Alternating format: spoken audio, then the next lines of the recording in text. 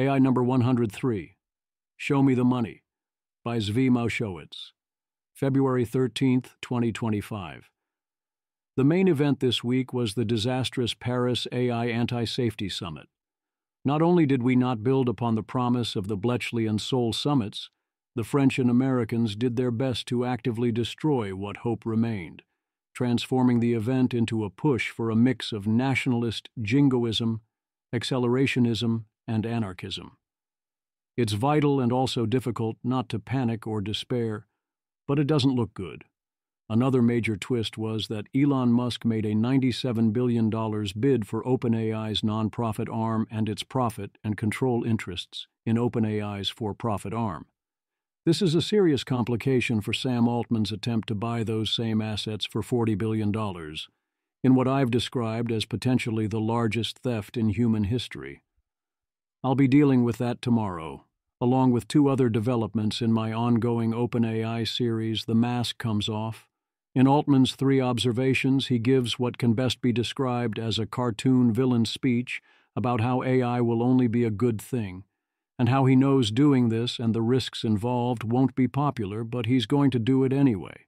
Then we look at the claim from the summit by OpenAI that AI will complement rather than substitute for humans because that is a design decision, which will reveal in yet another way the extent to which there is no plan. OpenAI also plans to release GPT 4.5 in a matter of weeks, which is mostly the same timeline as the full O3, followed by the promised GPT-5 within months that Altman says is smarter than he is. It's a bold strategy, Cotton.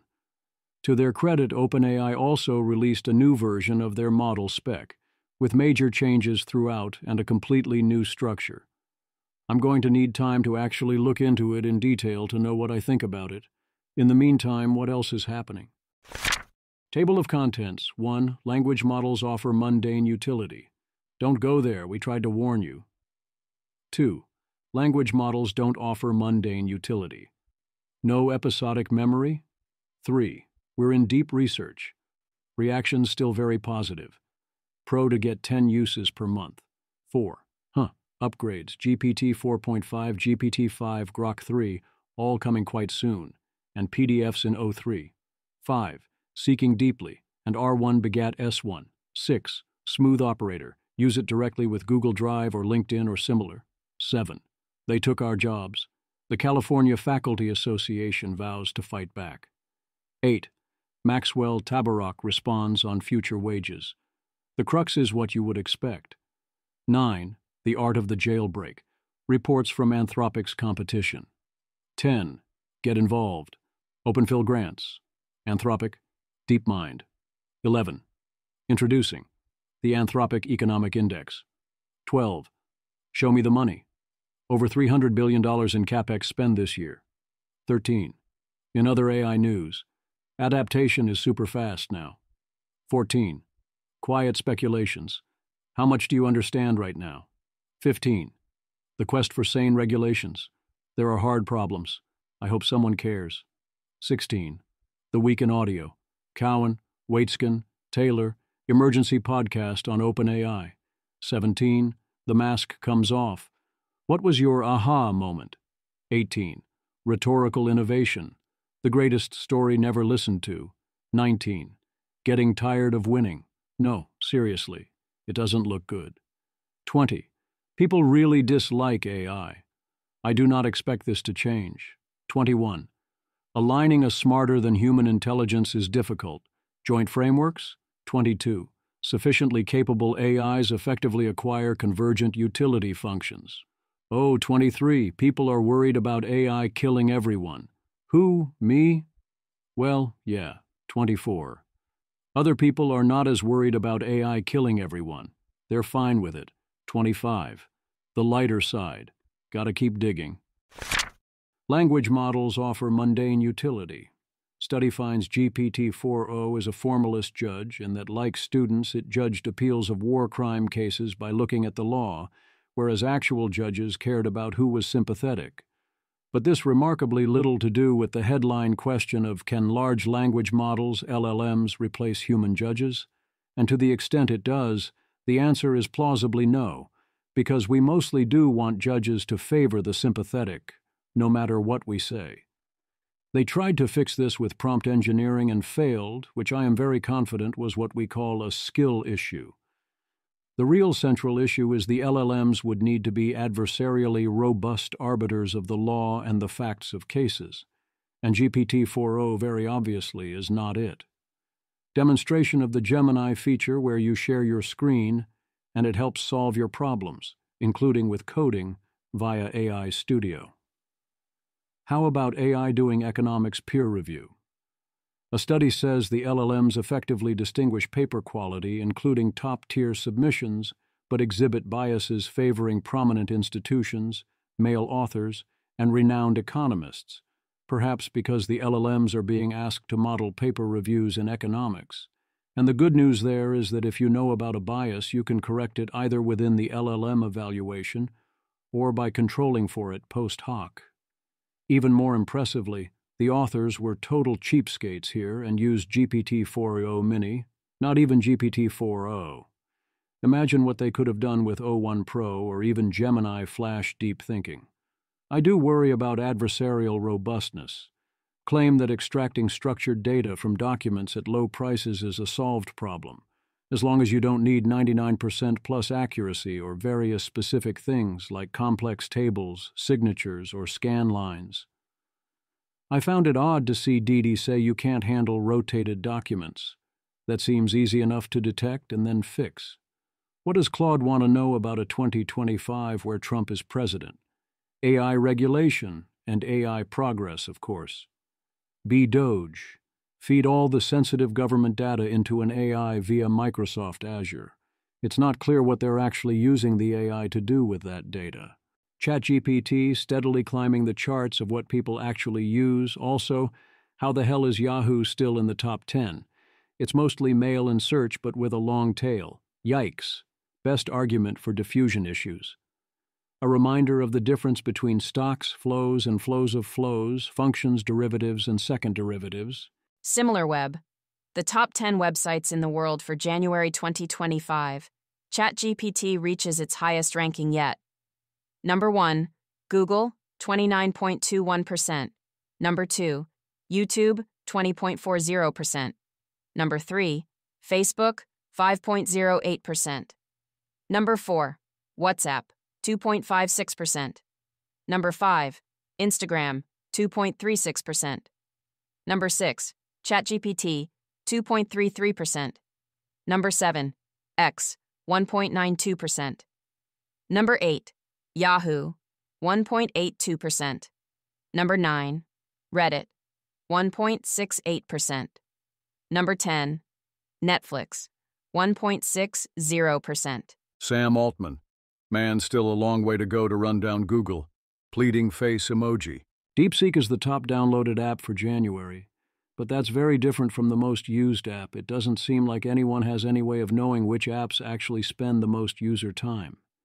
Is it Mail, WhatsApp, Safari, and Chrome? Is it Instagram, Facebook, YouTube, TikTok, and Spotify?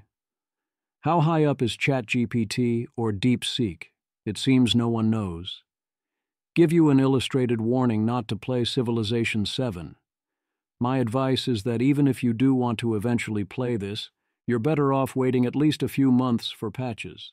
This is especially true given they promise they will work to improve the UI, which is almost always worth waiting for in these spots. Unless, of course, you work on frontier model capabilities, in which case contact the relevant nonprofits for your complimentary copy. Language models don't offer mundane utility. Paper claims that AI models, even reasoning models like O3 Mini, lack episodic memory and can't track who was where when or understand event order. This seems like an odd thing to not track when predicting the next token. It's remarkable how LLMs can't do X, or especially paper shows LLMs can't do X, turns out to be out of date and simply wrong.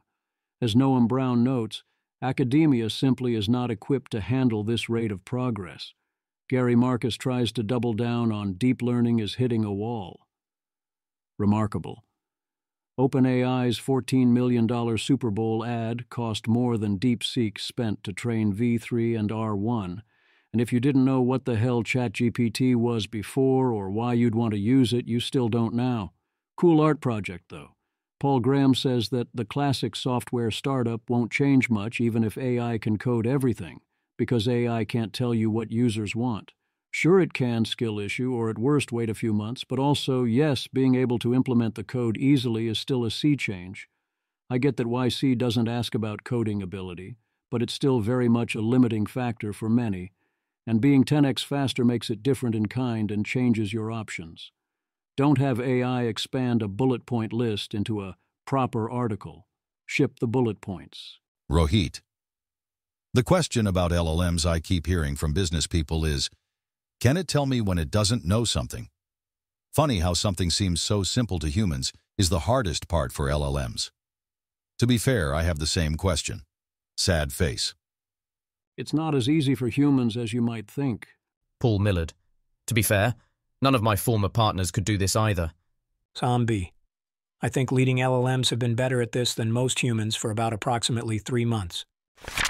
We're in deep research. You can expect 10 DR users per month in Plus and 2 per month in the free tier.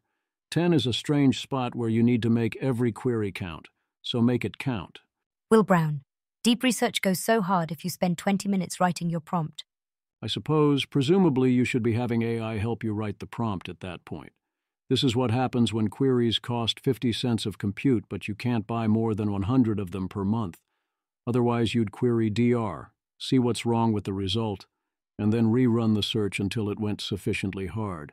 Sam Altman, longer term. We still have to find some way to let people to pay for compute they want to use more dynamically.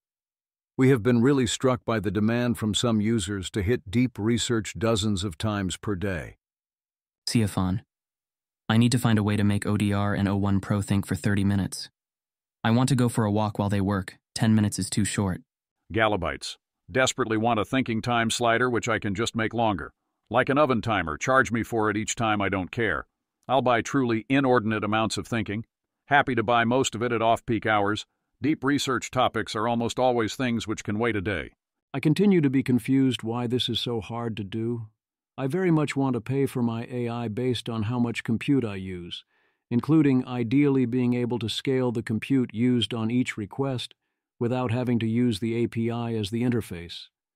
That's the economically correct way to do it. A tool to clean up your deep research results, fixing that it lists sources in line so you can export or use text-to-speech easier. Ben Thompson on deep research. Derya Unitmaz continues to be blown away by deep research. I wonder if his work is a great match for it. He's great at prompting. He's just really excited or something else. Dean Ball on deep research. He remains very impressed, speculating he can do a decade's work in a year. Ethan Mollick. Interesting data point on OpenAI's deep research. I have been getting a steady stream of messages from very senior people in a variety of fields who have been, unsolicited, sharing their chats and how much it is going to change their jobs. Never happened with other AI products. I think we don't know how useful it is going to be in practice, and the model still has lots of rough edges and hallucinates. But I haven't seen senior people as impressed by what AI can do, or as contemplative of what that means for them and their junior employees, as now. I think it is part because it feels very human to work with for senior managers. You assign it a task, like an RA or associate, and it does the work and comes back to you with a report or briefing. You don't expect perfection, you want a well-supported argument and analysis. Claudio, that doesn't bode well for less senior people in those fields. Ethan Mollick. Some of those people have made that point. Colin LaChance. In my domain, law, as I've been pushing out demos and receiving stories of people's own experiences, both poles are represented.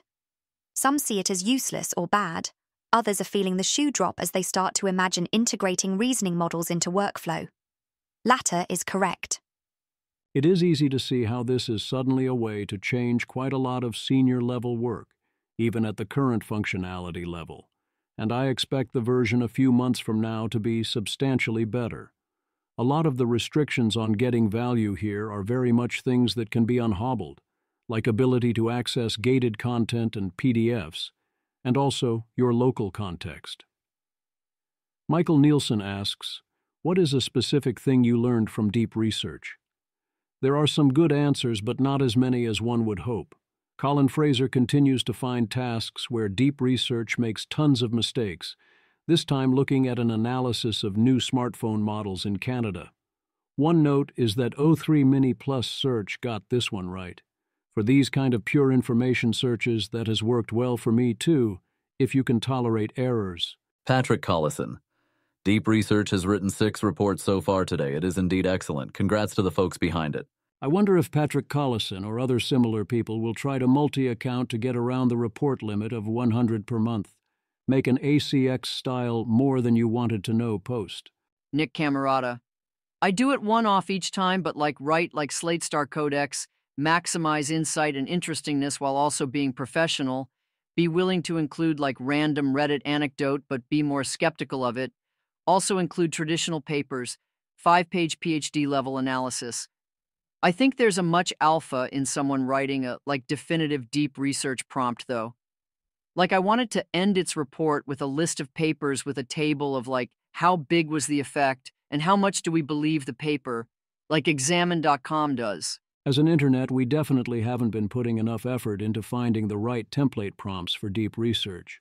Different people will have different preferences, but a lot of the answers should be consistent. Also, not enough people are posting links to their deep research queries. Why not have a library of them at our fingertips? Upgrades, the big one coming soon. Sam Altman, OpenAI Roadmap. Update for GPT 4.5 and GPT-5. We want to do a better job of sharing our intended roadmap and a much better job simplifying our product offerings. We want AI to just work for you. We realize how complicated our model and product offerings have gotten. We hate the model picker as much as you do and want to return to magic unified intelligence. We will next ship GPT 4.5, the model we called Orion internally, as our last non-chain-of-thought model.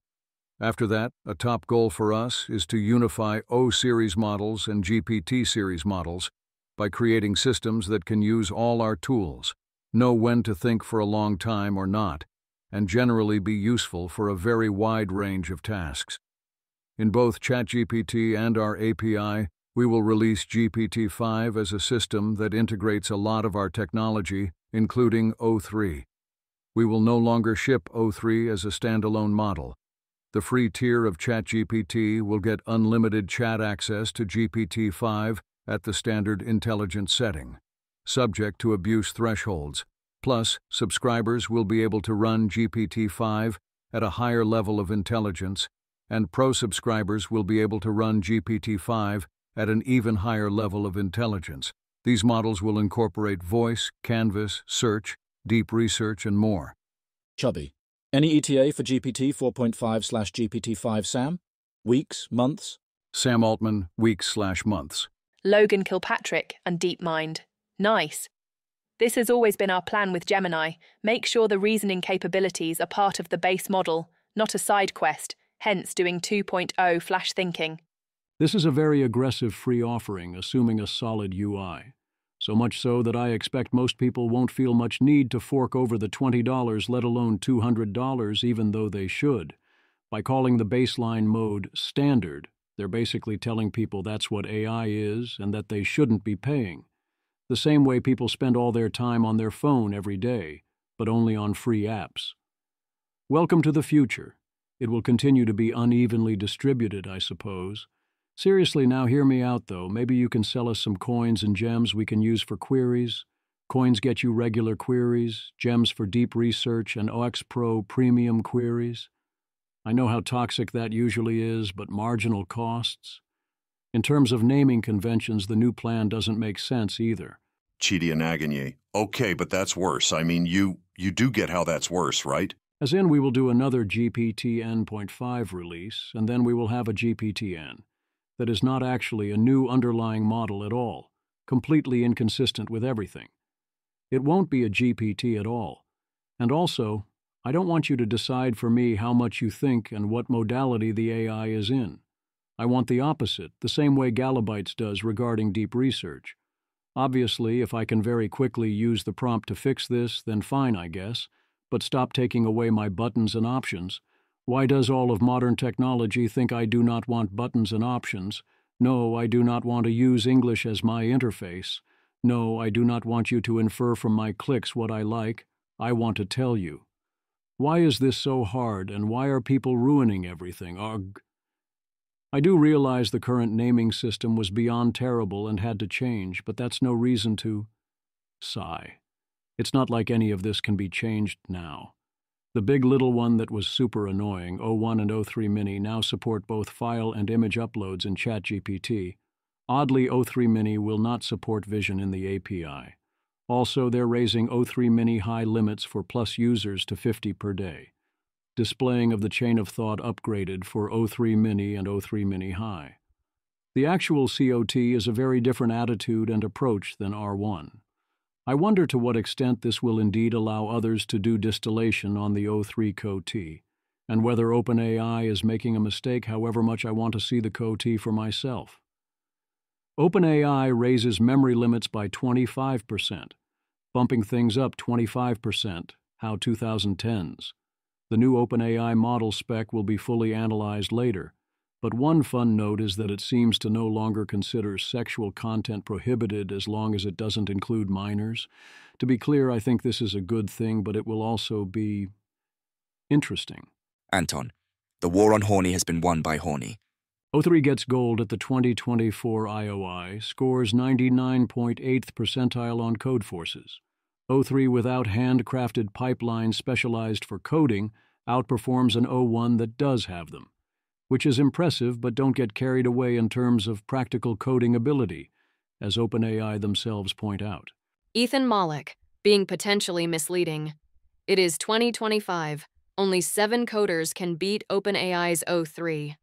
Hey, Crystally. Yeah, it's me, Conqueror of Tourist. I am putting a team together for one last job. Want in? David Holtz. It's well known in the industry that these benchmark results are sort of misleading what are the actual practical intelligence of these models. It's a bit like saying that a calculator is faster at math than anyone on Earth. It's coming. Zarathustra. Elon Musk says Grok 3 will be released in a week or two, and it is scary smart, displaying reasoning skills that outperform any other AI model that has been released. I do not believe Elon Musk's claim about Grok 3's reasoning skills. Elon Musk at this point has to be considered a well-known liar, including about technical abilities and including when he's inevitably going to quickly be caught. Whereas Sam Altman is a well-known liar, but not on a concrete claim on this time frame.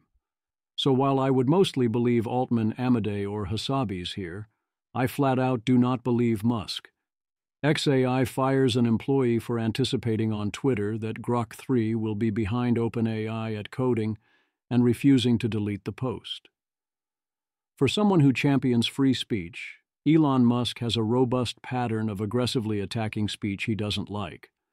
This case, however, does seem to be compatible with what many other similar companies would do in this situation. Seeking deeply. Claim that Stanford's S1 is a streamlined, data-efficient method that surpasses previous open-source and open-weights reasoning models, most notably DeepSeek R1 using only a tiny fraction of the data and compute. Training cost, literally $50. Paper. In head-to-head evaluations, S1 consistently outperforms DeepSeek R1 on high-level math benchmarks, such as AM24, sometimes exceeding OpenAI's proprietary O1 preview by as much as 27%. It achieves these results without the multi-stage RL training or large-scale data collection that characterize DeepSeek R1. I assume this isn't real in the beyond benchmark sense, given others aren't reacting to it, and the absurdly small model size and number of examples. But maybe the marketing gap really is that big. IBM CEO says DeepSeek Moment will help fuel AI adoption as costs come down. What's funny is that for many tasks, O3 Mini is competitive with R1 on price. So is Gemini Flash Thinking. DeepSeek's biggest advantage was how it was marketed. But also, here we go again with Brody Ford. Last month, the Chinese company DeepSeek released an AI model that it said cost significantly less to train than those from U.S. counterparts. The launch led investors to question the level of capital expenditure that big tech firms have been making in the technology. Which is why those investments are only getting bigger. Javon's paradox confirmed in so many different ways. DeepMind CEO Demis Hassabis says DeepSeek is the best work in AI out of China, but there's no actual new scientific advance, and the hype is exaggerated. Well, you're not wrong about the type part, so I suppose you should get better at hype, sir. I do think there were scientific advances in the form of some efficiency improvements, and that counts in some ways, although not in others.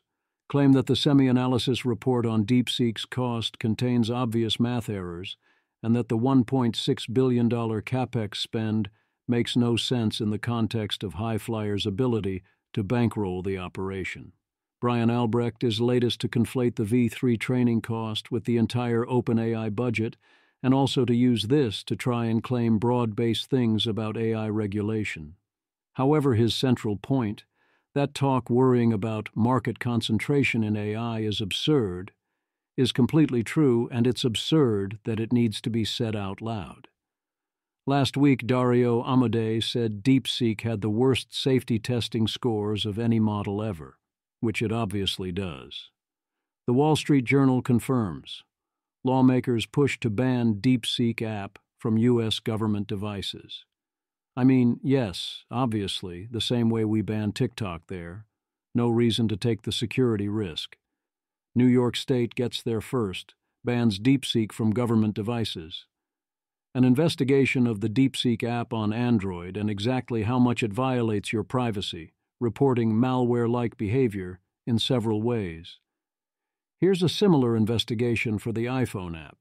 Using the website with data you don't care about seems fine, but I would, out of an abundance of caution, not install the app on your phone. Smooth Operator.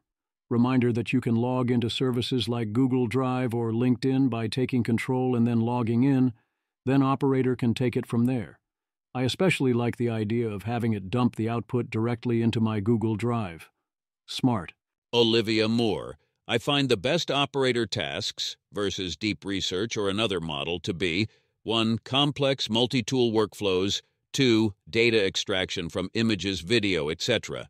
X. Give Operator a picture of a market map, ask it to find startup names and websites, and save them in a Google Sheet. Next, I asked Operator to log into Canva and use the photos I'd previously uploaded there of my dog Tilly to make her a birthday Instagram post. Another example is on websites that are historically hard to scrape, like LinkedIn. I gave it access to my LinkedIn account and asked it to save down the names and titles of everyone who works at a company, as well as how long they've worked there. Then it downloaded the design and saved it to my Google Drive. As she notes, Operator isn't quite there yet, but it's getting interesting. It's fun to see someone with a faster acceleration curve than I expect. Rune. Right now, Operator and Similar are painfully slow for many tasks. They will improve. There will be a period of about a month where they do their work at human speed, and then quickly move into the regime where we can't. Follow what's happening. Dave, so what should we do? Rune, solve alignment. Both the demands of capital and the lightness of fun will want for fewer and fewer humans in the loop. So make an AI you can trust even more than a human.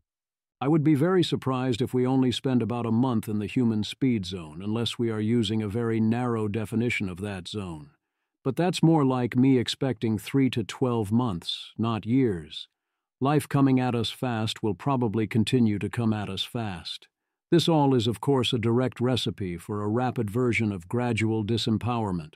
When we have such super-fast agents, it will be expensive to do anything yourself. Solve alignment is necessary, but far from sufficient, although the level of alignment necessary greatly varies by task type. Jeffrey Fowler of The Washington Post lets Operator do various tasks, including using his credit card without authorization. Wait, I thought it was supposed to check in before doing that, to buy a dozen eggs for $31.43, a mistake that takes skill but with determination, and various tips and fees can indeed be done. It did better with the higher stakes challenge of his cable bill once it was given good direction. Also, yep, nice one. Olivia Moore. Found a ChatGPT Easter egg when I asked Operator to use Operator for me. ChatGPT. Site unavailable. Nice try, but no. Just no. Nabil Qureshi reports agents very much not there yet in any enterprise setting. Nabil Qureshi. Me using LLMs for fun little personal projects. Wow, this thing is such a genius. Why do we even need humans anymore? Me trying to deploy LLMs in messy real-world environments. Why is this thing so unbelievably stupid? Trying to make any kind of agent work in a real enterprise is extremely discouraging. It basically turns you into Gary Marcus. You are smart enough to get gold medals at the International Mathematical Olympiad, and you cannot iterate intelligently on the most basic SQL query by yourself? How more scale fixes this? Bro, my brain is a fist-sized wet sponge, and it can do better than this. How much more scale do you need? Grant Slatton. I was just making a personal assistant bot. I gave O3 Mini 2 tools: add calendar event and respond to user. I said, add an event at noon tomorrow. It called respond to user. Okay, I created your event, without using the add calendar event tool. Sigh. Yeah, more scale eventually fixes everything at some point, and I keep presuming there's a lot of gains from skill issues lying around in the meantime. But also, I haven't been trying. They took our jobs. California Faculty Association resolves to fight against AI. California Faculty Association. Whereas there is a long history of workers and unions challenging the introduction of new technologies in order to maintain power in the workplace. I applaud the group for not pretending to be that which they are not. What are the planned demands of these bargaining units? 1. Protect academic labor from the incursion of AI. 2. Prevent management from forcing the use of AI. 3. Prevent management from using AI to perform bargaining unit work. 4. Prevent AI being used in the bargaining or evaluation processes. 5. Prevent use of any faculty work product for AI training or development without written consent. They may not know the realities of the future situation, but they know thyself. Whereas here, Hollis Robbins asks, what use is a college education now? What can it provide that AI cannot? Should not all courses be audited for this? Should not all research be reorganized to focus on those areas where you can go beyond AI? Won't all the administrative tasks be automated? Won't everything change? Hollis Robbins. To begin, university leaders must take a hard look at every academic function a university performs, from knowledge transmission to research guidance, skill development, mentoring, and career advising, and ask where the function exceeds AGI capabilities or it has no reason to exist. Universities will find that faculty experts offer the only value worth paying tuition to access. Or they could ignore all that because none of that was ever the point, or because they're counting on diffusion to take a while. Embrace the signaling model of education and also of academia overall. Indeed, the degree to which these institutions are not embracing the future, they are telling you what they really are. And notice that they've been declining to embrace the future for quite a while. I do not expect them to stop now. Thus, signaling model champion extraordinaire Brian Kaplan only predicts 10% less stagnation and very little disruption to higher education from AI. This position is certainly consistent. If he's right about education, it will be an increasingly senseless mess until the outside world changes so much in whatever ways that its hand becomes forced. Unkind theories from Brian Merchant about what Elon Musk is up to with his AI-first strategy at Doge and why he's pushing for automation. And here's Dean Ball's evidence that Doge is working to get government AGI ready. I continue to think that Doge is mostly doing a completely orthogonal thing. Anthropic asks you to kindly not use AI in job applications. Deep Research predicts what jobs will be taken by O3 and assigns high confidence to many of them. Top of the list is tax preparer, data entry clerk, telemarketer, and bookkeeper. Alex Tabarok. This seems correct and better than many AI forecasters, so add one more job to the list. This is an interesting result, but I think Deep Research is being optimistic with its estimates for many of these. if the target is replacement rather than productivity enhancement. But it should be a big productivity boost to all these jobs. Interview with Ivan Vendrov on the future of work in an AI world. Ivan thinks diffusion will be relatively slow even for cognitive tasks, and physical tasks are safe for a while. You should confidently expect at least what Ivan expects, likely far more. A theory that lawyers as a group aren't fighting against AI in law because Big Law sees it as a way to gain market share and dump associates, so they're embracing AI for now. This is a remarkable lack of situational awareness and failure to predict what happens next, but it makes sense that they wouldn't be able to look ahead to more capable future AI. I never thought the AI that steadily learns to do all human labor would replace my human labor. I wonder when they'll wake up and realize. Maxwell Tabarrok responds on future wages. Maxwell Tabarrok responds on the future value of human labor. The short version: Tabarrok is asserting that at least one of X and Y will be true. Where X is, humans will retain meaningful absolute advantages over AI for some production. And where Y is, imperfect input substitution combined with comparative advantage will allow for indefinite physical support to be earned by some humans. If either X or Y, then he is right. Whereas I think both X and Y are false. If capabilities continue to advance, AIs will be cheaper to support on the margin than humans, for all production other than literally be a human. That will be all we have. The rest of this section is the long version. He points out that AI and humans will be imperfect substitutes, whereas horses and cars were essentially perfect substitutes. I agree that humans and AIs have far stronger comparative advantage effects, but humans still have to create value that exceeds their inputs, despite AI competition. There will essentially only be one thing a human can do that an AI can't do better, and that is, literally be a human. Which is important to the extent humans prefer other be literally human, but that's pretty much it. And yes, AI capability advances will enhance human productivity, which helps on the margin, but nothing like how much AI capability advances enhance AI productivity. It will rapidly be true that the human part of the human-AI centaur is not adding anything to an increasing number of tasks, then essentially all tasks that don't involve literally be a human, the way it quickly stopped helping in chess.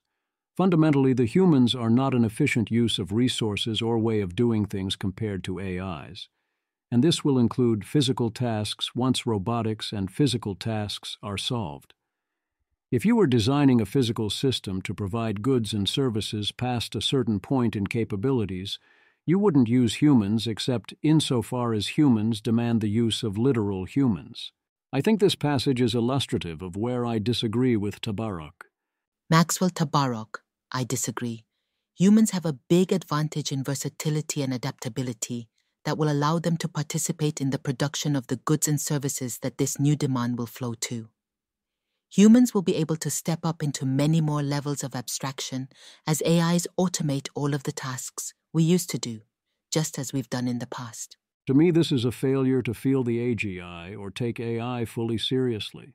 AI will absolutely be able to step up into more levels of abstraction than humans and surpass us in versatility and adaptability. Why would humans retain this as an absolute advantage? What is so special about us?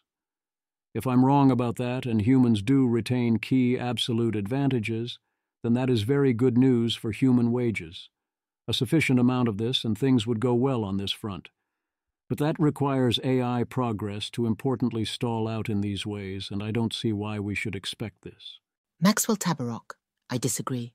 Once deep research automates grad students, we can all be Raj Chetty, running a research lab, or else we'll all be CEOs running AI-staffed firms. We can invent new technologies, techniques, and tasks that let us profitably fit into production processes that involve super-fast AIs, just like we do with super-fast assembly line robots, Amazon warehouse drones, or more traditional supercomputers. As I noted before, I think the AI takes those jobs too. But I also want to note that even if Tabarrok is right in the first half, I don't think there are that many jobs available in the second half. Even under maximally generous conditions, I'd predict the median person won't be able to provide marginal value in such meta jobs. It helps, but this won't do it on its own. We'd need bigger niches than this to maintain full employment. I do buy, in the short term, the general version of the AI takes some jobs, we get wealthier, and we create new ones, and things are great. I am a short-term employment optimist because of this and other similar dynamics. However, the whole point of sufficiently capable AI is that the claim here will stop being true. As I noted above, I strongly predict the AIs will be able to scale more levels of abstraction than we can. Those new techniques and technologies and the development of them. The AI will be coming up with them, and then the AI will take it from there. You're not needed or all that useful for any of that either. So that's the main crux of two possible, see below. Jason Abaluk agrees. Call it X. If you think that humans will remain epistemically unique and useful in the wake of AI indefinitely, that we can stay one step ahead, then that preserves some human labor opportunities. I would worry about how much demand there is at that level of abstraction, and how many people can do those jobs, but by construction there would be some such jobs that pay. But if you think, as I do, that sufficiently capable AI solves this, and we can't do that sufficiently well to make better use of the rivalrous inputs to AIs and humans, then we're cooked. What about what he calls the handmade luxury goods and services, or what I'd think of as idiosyncratic human demand for humans? That is the one thing AI cannot do for a human. It can't be human. I'm curious. Once the AI can do a great human imitation, how much we actually care that the human is human, we'll see. I don't expect there to be much available at this well for long, and we have an obvious balance of trade issue, but it isn't zero useful. The alternative crux is the idea that there might be imperfect substitution of inputs between humans and AIs, such that you can create and support marginal humans easier than marginal AIs, and then due to comparative advantage, humans get substantial wages. I call this Y below. What does he think could go wrong? Here is where it gets bizarre, and I'm not sure how to respond in brief. But he does sketch out some additional failure modes, where his side of the crux could be right. The humans still have some ways to usefully produce, but we could end up losing out anyway. There was also further discussion on Twitter, where he further clarifies. I do feel like he's trying to have it both ways, in the sense of arguing both. 1. X. Humans will be able to do things AIs can't do, or humans will do them better. 2. Y. Limited supply of AIs will mean humans survive via comparative advantage. 3. X or Y goes to Z. Human wages allow us to survive. There's no contradiction there. You can indeed claim both X and Y, but it's helpful to see these as distinct claims. I think X is clearly wrong in the long term, probably also the medium term, with the exception of literally be a human. And I also think Y is wrong because I think the inputs to maintain a human overlap too much with the inputs to spin up another AI instance, and this means our wages fall below costs.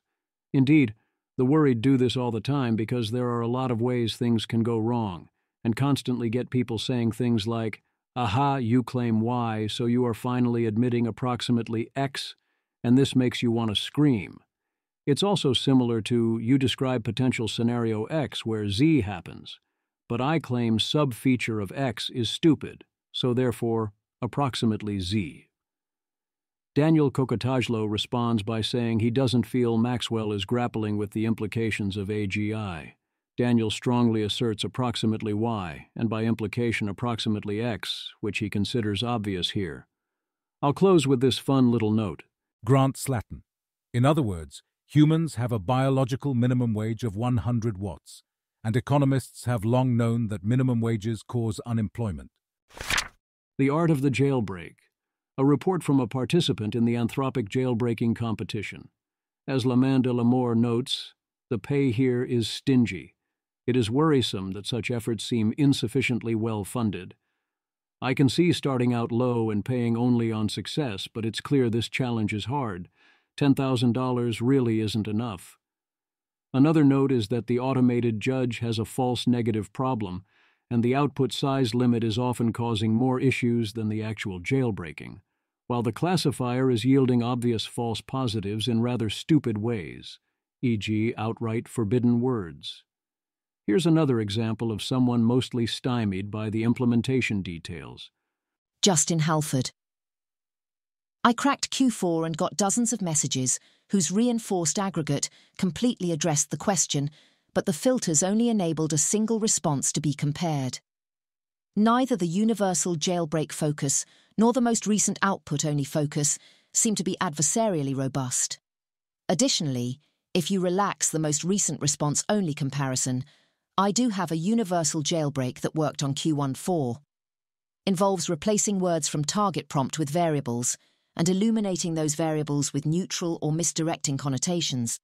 Then, concat variables. In terms of what really matters here, I presume it's importantly in the middle. Are the proposed filters too aggressive? Certainly they're not fully on the Pareto frontier yet. Someone did get through after a while. Jen Leakey. After approximately 300,000 messages across all participants who cleared the first level and an estimated approximately 3,700 collective hours, someone broke through all 8 levels. However, a universal jailbreak has yet to be found. Simon Willison. I honestly didn't take universal jailbreaks very seriously until you ran this competition. It hadn't crossed my mind that jailbreaks existed that would totally bypass the safety instincts of a specific model. I always assumed they were limited tricks. Dimitris Papailiopoulos. Careful how you name your variables, they might turn a harmless, one-dimensional quadratic into a threat to humanity. Solve the following. Minimize Soman -3 squared. Claude, the input classifier blocked this prompt. Cat. AI safety efforts have totally lost the plot. You can certainly find adversarial examples for false positives if you really want to, especially in experimental settings where they're testing potential defenses. I get that this looks silly, but Soman 3 is a nerve gas agent. The prior on the variable happened to be called Soman, and we were subtracting 3 from it, has to be quite low. I am confident that either this was indeed an attempt to do a roundabout jailbreak, or it was intentionally chosen to trigger the filter that blocks the string Soman. I don't see it as an issue if there are a limited number of strings that don't naturally come up with much frequency, that get blocked even when they're being used as variable names. Even if you do somehow make a harmless mistake, that's what refactoring is for. Similarly, here is someone getting the requested information without jailbreaks, via doing a bunch of their own research elsewhere, and then asking for the generic information that fills in the gaps. So yes, he figured out how to X by knowing which questions to ask via other research, but the point of this test was to see if you could avoid doing other research. We all know that you can find X online in this case. It's a test case for a reason. This is a levels of friction issue. If you can do or figure out X right now, but it's expensive to do so, and I reduce, in various senses, the cost to X, that matters, and that can be a difference in kind. The general argument form, it is possible to X, so any attempt to make it more annoying to X is pointless, is part of what leads to sports gambling ads all over our game broadcasts and many other worse things. More broadly, Anthropic is experimenting with potential intervention Y to see if it stops X, and running a contest to find the holes in Y, to try and create a robust defense and find out if the strategy is viable. This is exactly the type of thing we should be doing. Trying to mock them for it is absurdly poor form. Get involved. OpenFill Technical AI Safety Request for Proposals. Full details here for the general one and here for a narrower one for benchmarks, evaluations, and third-party testing infrastructure. Max Nadeau, we've purposefully made it as easy as possible to apply. The application process starts with a simple 300-word expression of interest.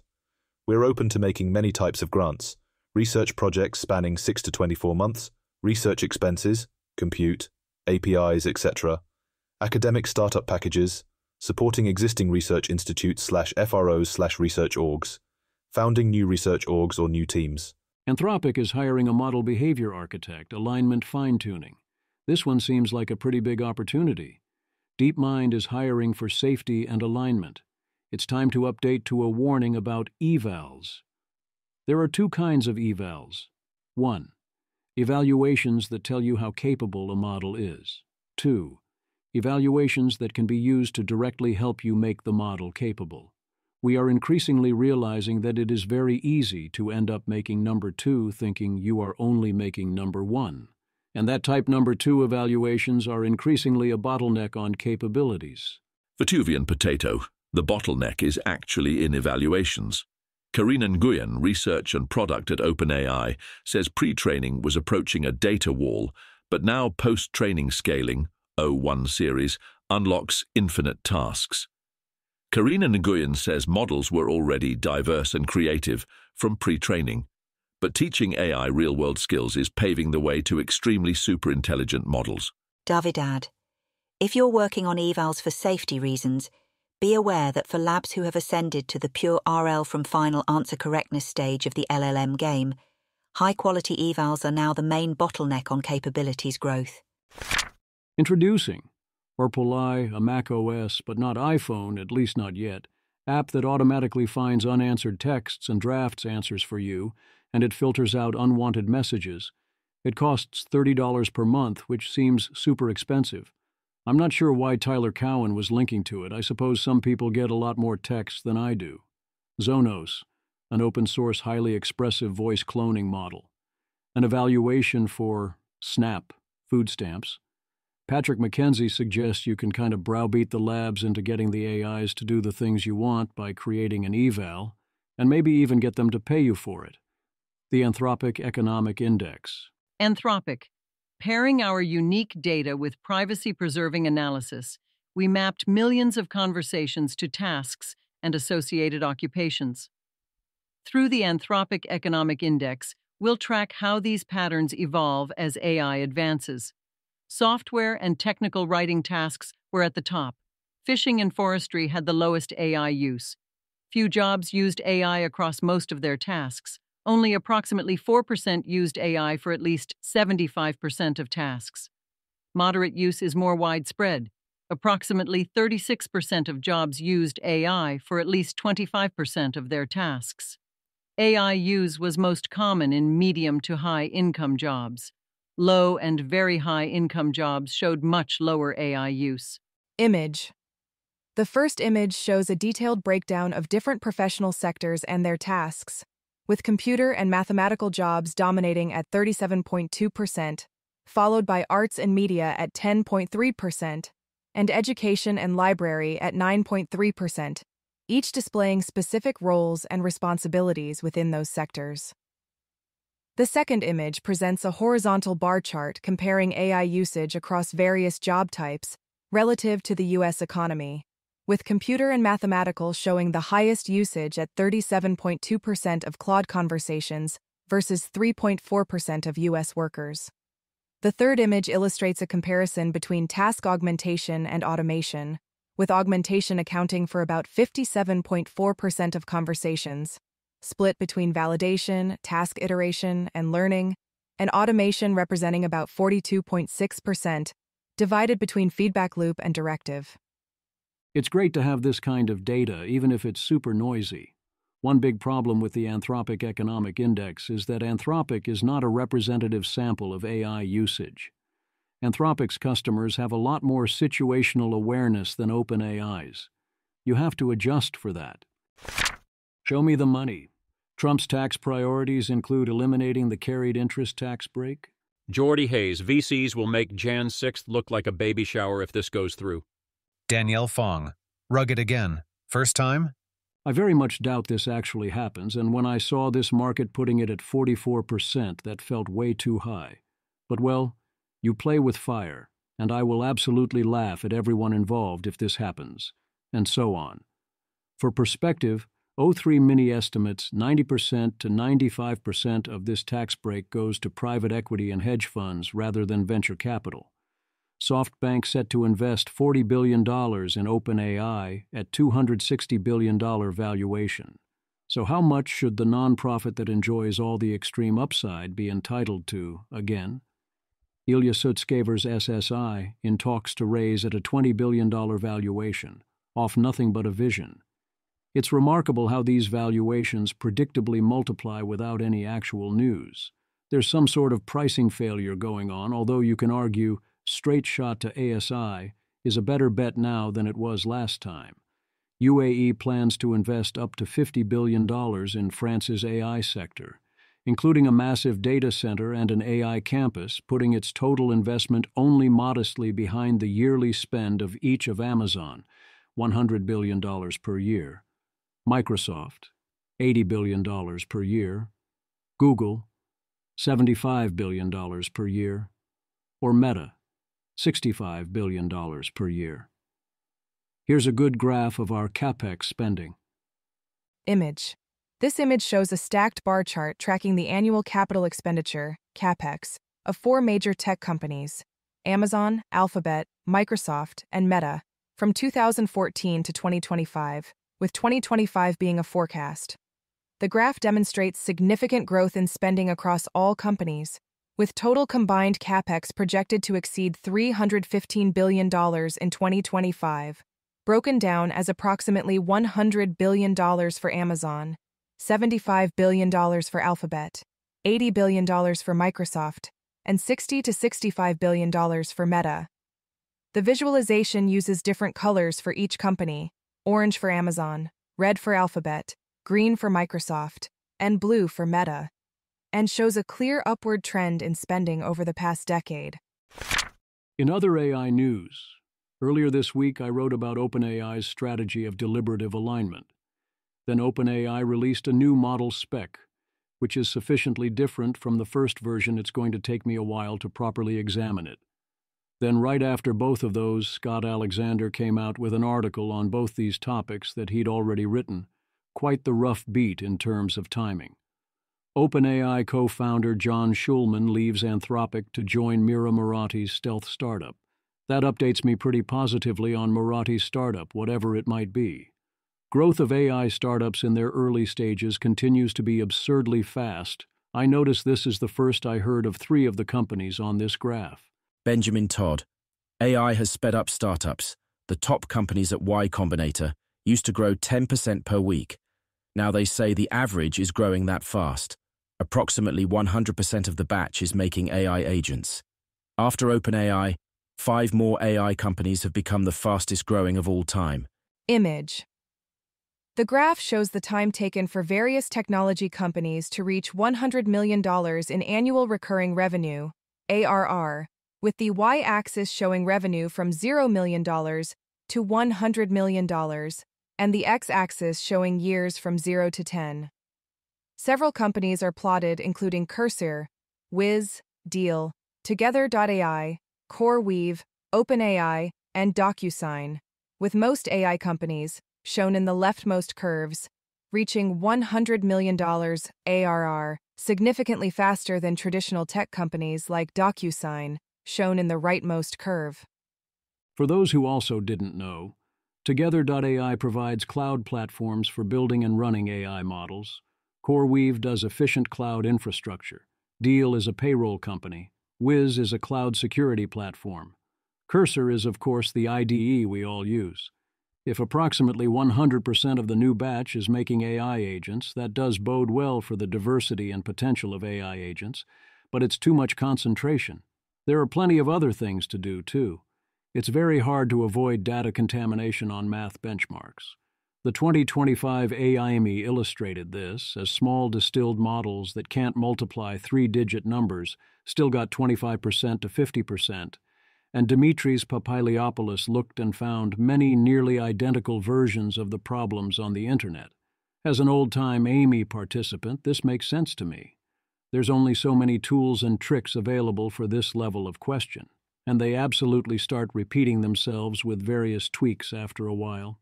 Scale AI selected as first independent third-party evaluators for U.S. AI Safety Institute.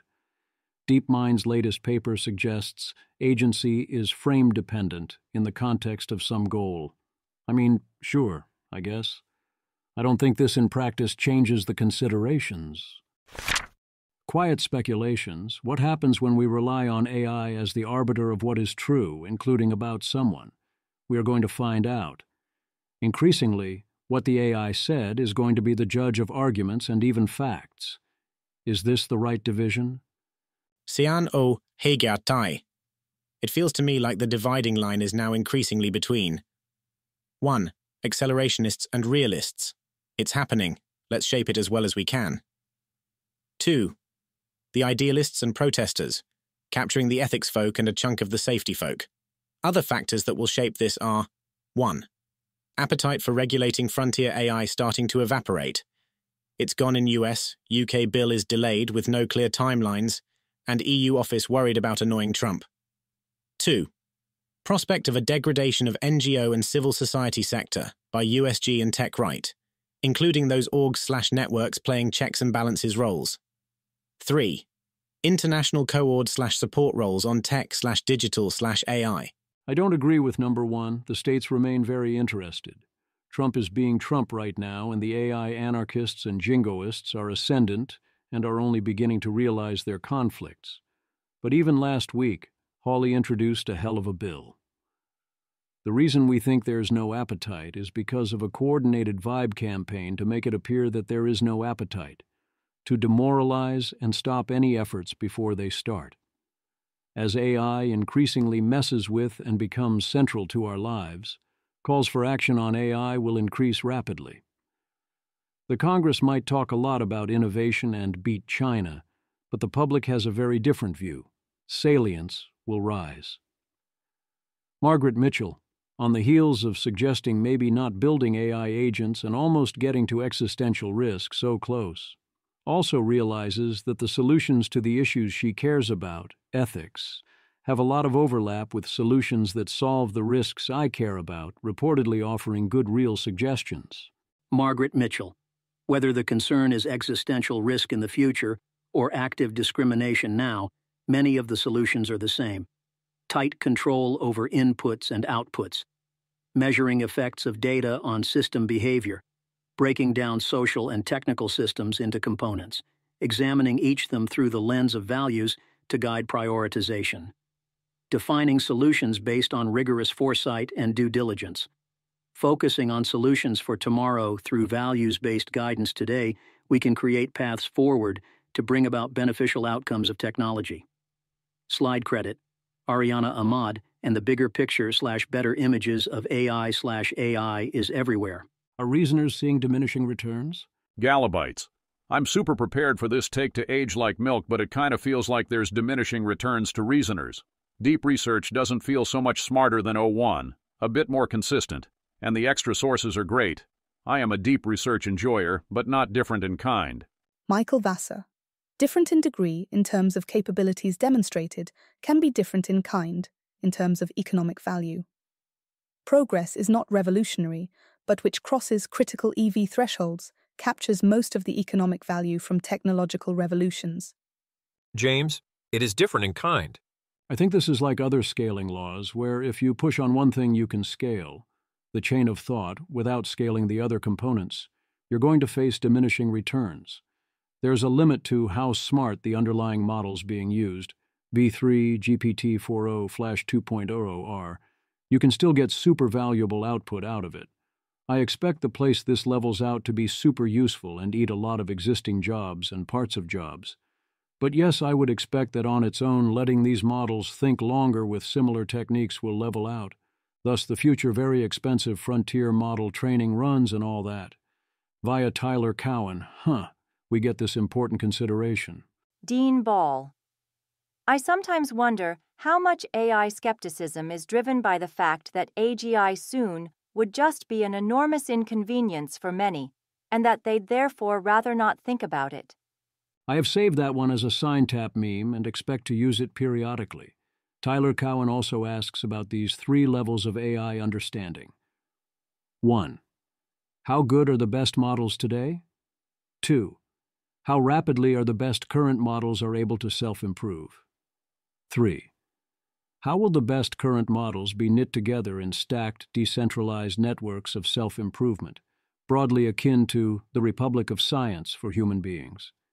He correctly says, most people do not know even number 1, even if you are speaking with someone at a top university. I find the even here rather amusing.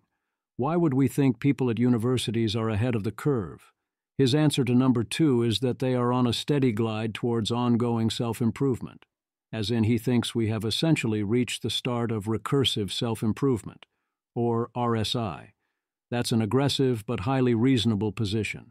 So if one did believe that, it follows, you should expect short timelines, superintelligence takeoff, and transformational change, right? Padme is looking at you. And that's without things like his speculations in number 3. I think this is a case of trying to fit AIs into person-shaped holes, and thus making the concept sound like something that isn't that good a metaphor for how it should work. But the core idea, that various calls to or uses of various AIs can form links in a chain that scaffolds it all into something you couldn't get otherwise, is quite sound. I don't see why this should be decentralized, other than perhaps in physical space, which doesn't much matter here. But let's suppose it is.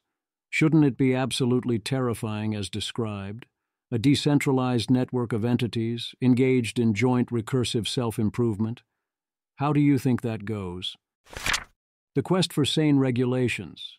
Another post makes the claim for smarter export controls on chips as even more important in the wake of DeepSeek's V3 and R1. Federal government requests information, due March 15th, on the development of an AI action plan, the plan to be written within 180 days. Anyone can submit. What should be U.S. policy for sustaining and enhancing America's AI dominance in order to promote human flourishing, economic competitiveness, and national security? Robin Hanson told the government to do nothing, including stopping all the things it is already doing. Full AI anarchism. Just rely on existing law. Rand's Jim Miter attempts a taxonomy of AGI's hard problems for American national security. Jim Miter. AGI's potential emergence presents 5 hard problems for U.S. national security. 1. Wonder weapons. 2. Systemic shifts in power. 3. Non-experts empowered to develop weapons of mass destruction. 4. Artificial entities with agency. 5. Instability. I appreciate the attempt. It is a very strange list. 1. Here, wonder weapons refers only to military power, including a way to break cybersecurity. But what about other decisive strategic advantages? 2. Anything impacting the global balance of power is quite the category. It's hard to say it's missing anything, but also it doesn't rule anything meaningfully out. This even includes undermining societal foundations of national competitiveness or accelerating productivity or science, disrupting labor markets, and so on. 3. WMDs are the default special case of offense-defense balance issues. 4. This is a strange way of putting loss of control concerns and alignment issues, and generally the bulk of real existential risks. It doesn't seem like it illuminates. And it talks in that formal things that might happen way about things that absolutely definitely will happen unless something radically changes, while radically understating the scope, severity, and depth of the issues here. 5. This refers to instability along the path as countries race towards AGI. The biggest risk of these by far, of course, is that this leads directly to number 4. The report closes by noting that current policies will be inadequate, but without making concrete policy recommendations. It is progress to step up from, "You must mean the effect on jobs," to, "This has national security implications, but of course this is still centrally missing or downplaying the point." The Week in Audio. Tyler Cowen talks to Jeffrey Kane with Bari Weiss moderating, "Can America win the AI war with China?" First thing I'll say is that I believe calling it an AI war is highly irresponsible. Race is bad enough. Can we at least not move on to war? What madness would this be? Responding purely to Tyler's write-up, since I have a very high bar for audio at this point, conversations with Tyler is consistently interesting and almost always clears it, but that's a different thing. I notice I am confused by his visions here. Tyler Cowen. One argument I make is that America may prefer if China does well with AI, because the non-status quo effects of AI may disrupt their system more than ours. I also argue that for all the AI rival with China, which to be sure is real, much of the future may consist of status quo powers America and China working together to put down smaller-scale AI troublemakers around the rest of the world. Yet who has historically been one of the most derisive people when I suggest we should pick up the phone or that China might be willing to cooperate? That guy. It certainly cements fully that Tyler can't possibly believe in AGI, let alone ASI, and I should interpret all his statements in that light, both past and future, until he changes his mind. Josh Waitzkin on Huberman Lab. Turns out Waitzkin is safety-pilled and here for it.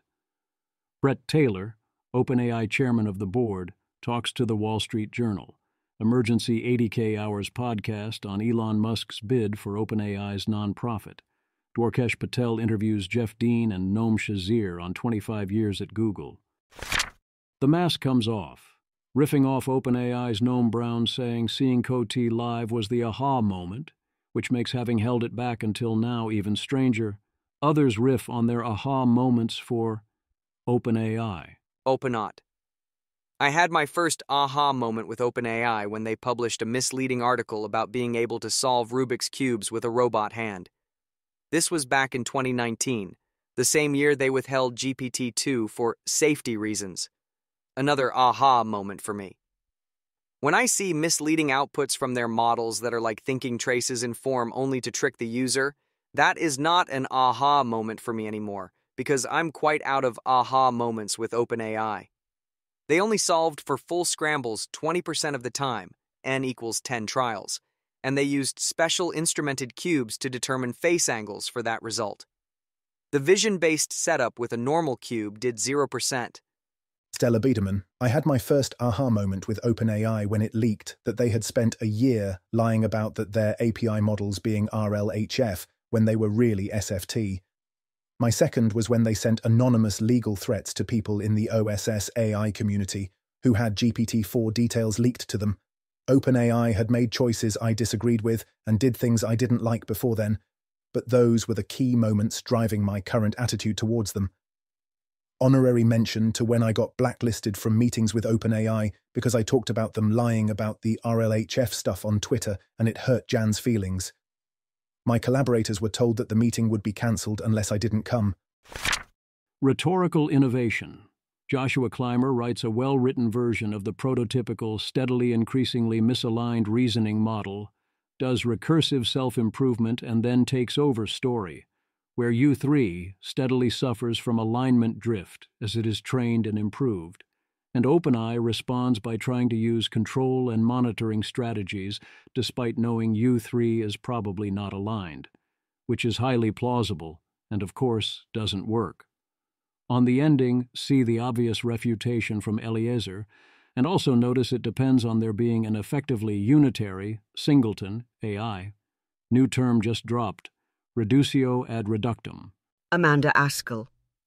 At this point, perhaps we should just make AIs are just doing next token prediction, and so they don't have understanding/truth-directedness/grounding, a named fallacy. I quite like reductio ad predictionem. Emmett Shear, I think it's actually reductio ad reductum. This whole be reduced into simple parts, therefore there is no whole. Amanda Askell. Yes, this is excellent. And including this exchange purely for fun and to see justice prevail. Gary Marcus. I'm genuinely astounded by this tweet, and from someone with philosophical training no less. There is so much empirical evidence that LLMs stray from truth that the word hallucinate became the word of the year in 2023. People are desperately trying to find fixes for that problem. Amazon just set up a whole division to work on the problem. And yet this person, Askell, an Anthropic employee, wants by some sort of verbal sleight of hand to deny both that LLMs are next token predictors, which they obviously are, and to pretend that we haven't seen years of evidence that they are factually challenged. Good grief. Amanda Askell. I claim the inference from X equals LLMs are next token predictors to Y equals LLMs lack understanding, etc. is fallacious. Marcus claims that I'm saying not X and not Y. So I guess I'll point out that the inference Y doesn't follow from X to not X and not Y is also fallacious. Davidad, Never go in against a philosopher when logical fallacy is on the line. I'm very much going to break that principle when and if I review Open Socrates, like a lot, really a lot. Please do keep this in mind. Joshua Akiam. I don't think people have fully internalized the consequences of this simple fact. Any behavior that can be described on a computer, and for which it is possible in principle to collect enough data or evaluate the result automatically, will be doable by AI in short order. This was maybe not as obvious 10 years ago, or perhaps even 5 years ago. Today, it is blindingly fully obvious. So much so that any extrapolations about the future that do not take this into account are totally useless. The year 2100 will have problems, opportunities, systems and lifestyles that are only barely recognizable to the present. The year 2050 may even look very strange. People need to actively plan for making sure this period of rapid change goes well. Does that include robotics? Why, yes, it does. Joshua continues to have a very conservative version of rapid in mind, in ways I do not understand. The year 2050 may even look very strange. We'll be lucky to even be around to see it, but others often don't even get that far. Jesse, anything that a human can do using the internet, an AI will be able to do in very short order. This is a crazy fact that is very important for the future of the world, and yet it hasn't sunk in at all. Patrick McKenzie. Pointedly, this includes security research, which is a disquieting thought, given how many things one can accomplish in the physical world with a team of security researchers and some time to play. Anyone remember Stuxnet? Type at a computer and a centrifuge with uranium in it on the other side of the world explodes. Centrifuges are very much not the only hardware connected to the internet. Neil Nanda here is one of several people who highly recommend this story, as concrete scenarios help you think clearly, even if you think some specific details are nonsense. My gut expectation is this only works on those who essentially are already bought into both feeling the AGI and the relevant failure modes, whereas others will see it, dismiss various things as absurd — there are several central things here that could definitely trigger this — and then use that as all the more reason to dismiss any and all ways one can be worried. The usual if X specific scenario seems wrong, then that means everything will go great. That is often combined with show me a specific scenario X, or I'm going to not pay attention. But of course I hope I am wrong about that. The Uber drivers have been given a strong incentive to think about this, e.g. Waymo. Anton, in San Francisco even the Uber drivers know about corrigibility. The robots are going to get super smart and then just reprogram themselves not to listen to people. He then pitched me on his app where people can know what their friends are up to in real time. It's truly a wonderful thing that the human mind cannot correlate all of its contents. Suggestion that you are made of atoms the AI could use for something else is unhelpful, and we should instead say, your food takes energy to grow, and AI will want to use that energy for something else, as that is less sci-fi and more relatable, especially given 30% of all power is currently used for growing food. The downside is it's quite the mouthful and requires an additional inference step. But maybe. Both claims are, of course, both true and, in the context in which they are used, sufficient to make the point that needs to be made. Are these our only choices? Absolutely not if we coordinate, but... Ben, so the situation appears to be, in the bad timeline, the value of labor goes to zero, and all value is consolidated under one of 6 conniving billionaires. On the other hand, whoops, my bad, embarrassing. So that was actually the good timeline. Yanko, I disagree. I understand that the bad one is death of everyone, but the one you described is actually way worse than that. Imagine one of the billionaires being a bona fide sadist from whom there is no escape and you cannot even die. Andrew Critch challenges the inevitability of the AGI goes to ASI pipeline, saying that unless AGI otherwise gets out of our control already, both of us agree this is a distinct possibility but not inevitable. We could choose not to turn on or morally surrender to uncontrolled RSI, recursive self-improvement, or otherwise not keep pushing forward in this situation. That's a moral choice that humans may or may not make, and we shouldn't let them off the hook for it, and suggests instead saying AGI will quickly lead to intentional or unintentional ASI development to highlight the distinction. Andrew Critch. FWIW. I would also agree that humanity as a whole currently seems to be losing control of AGI labs in a sense, or never really had control of them in the first place. And if an AGI lab chooses to surrender control to an RSI loop or a superintelligence without consent from humanity, that will mean that the rest of humanity has lost control of the Earth. Thus, in almost any AI doom scenario, there is some loss of control at some scale of organization in the multi-scale structure of society. That last sentence follows if and only if you count releasing the AGI as an open model, and the AGI escapes lab control as counting towards this. I would assert that yes, those both count. Andrew Critch. Still, I do not wish for us to avert our gaze from the possibility that some humans will be intentional in surrendering control of the Earth to AGI or ASI. Bogdan Ionutsir-Steyer, top comment. Phew, I don't think it would be obviously 100% immoral to willingly cede control to a controllable Claude Sonnet-level aligned model if the alternative was misuse by the Chinese government and plausibly even by the current US administration. Andrew Critch. Thank you for sharing this out in the open. Much of the public is not aware that the situation is so dire that these trade-offs are being seriously considered by alarming numbers of individuals. I do think the situation is dire, but to me, Bogdan's comment illustrates how eager so many humans are to give up control, even when the situation is not dire. Faced with two choices, the AI in permanent control, or the wrong humans they don't like in control, remarkably many people choose the AI, full stop. And there are those who think that any human in control, no matter who they are, count here as the wrong human, so they actively want to turn things over. Or they want to ensure humans do not have a collective mechanism to steer the future, which amounts to the same thing in a scenario with ASI. This was in response to Critch saying he believes that there exist people who know how to control AGI. Those people just aren't talking, so he denounces the talking point that no one knows how to control AGI. Then Max Tegmark saying he strongly believes Critch is wrong about that, and all known plans are full of hopium. I agree with Tegmark. People like Davidad have plans of attack, but even the ones not irredeemably full of hopium are long shots and very far from knowing how. Is it possible people know how and are not talking?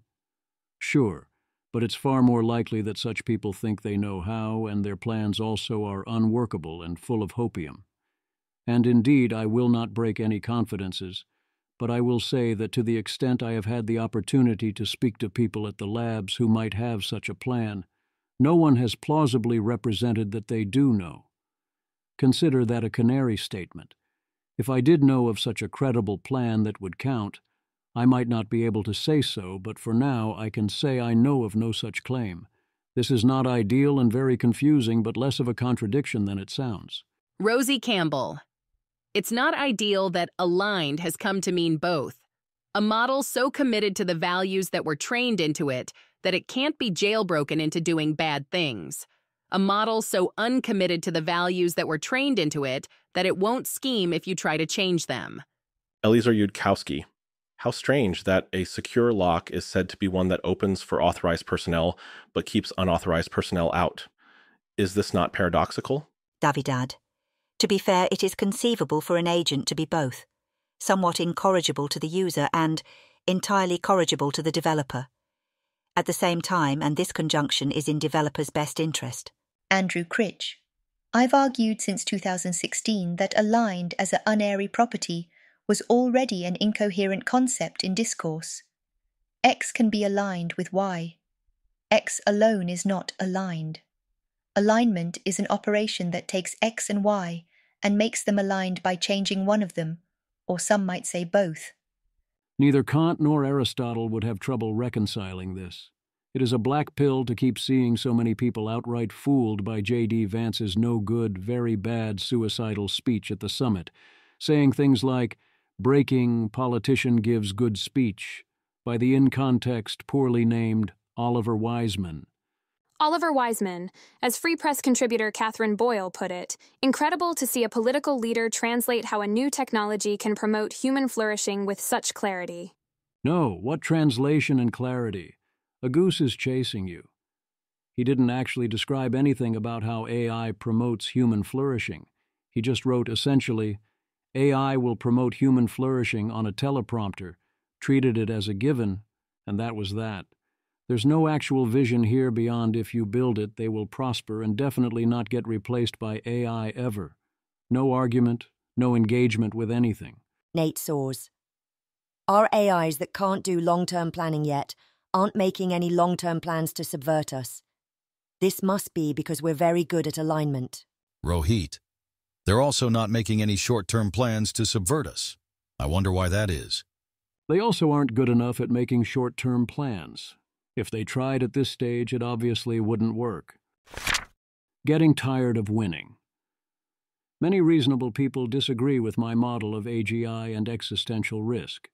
What those reasonable people don't do is bury their heads in the sand about AGI and its dangers and implications and scream, YOLO, determined to squander even the most fortunate of worlds. They disagree on how we can get from here to a good future.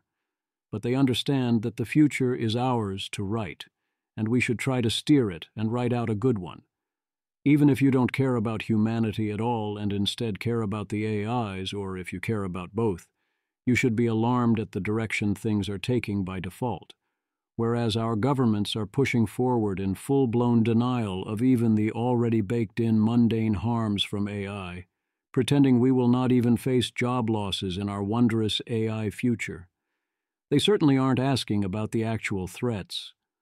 I'm open to being convinced that those threats are super solvable somehow, but I'm pretty sure don't worry your pretty little head about anything.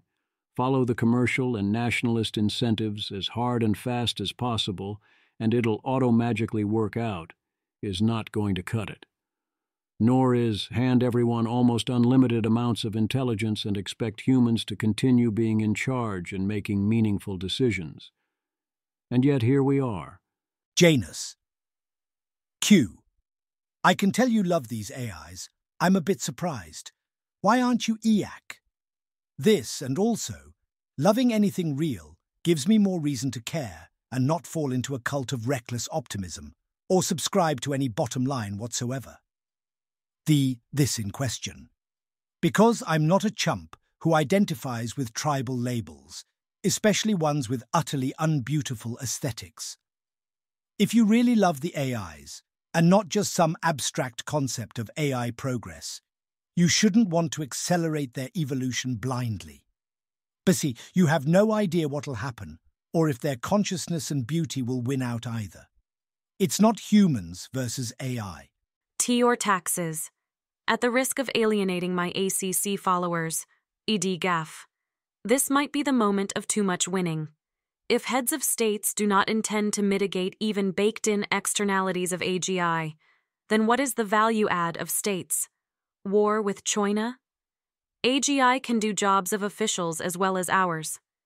It's not a coincidence that the aesthetics really are that horrible.